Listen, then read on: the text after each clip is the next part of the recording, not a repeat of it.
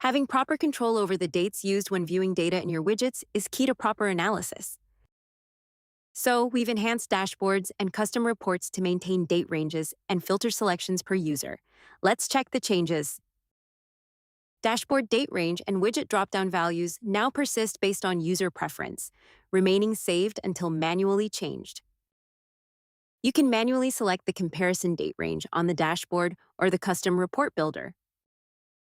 Widget-level date comparison will take preference over dashboard-level selection if explicitly selected during configuration. The way custom reports are done hasn't changed, but you might feel the differences. So let's go over how to create a custom report and what the changes will look like. Head to the Custom Reports tab inside the Reporting section and click Plus New Report.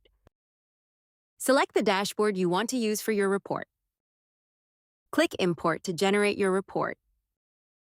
The date range and pipelines you've selected in the dashboard will be maintained in the report.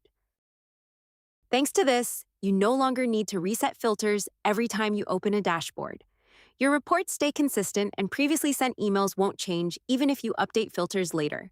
We hope you enjoy it.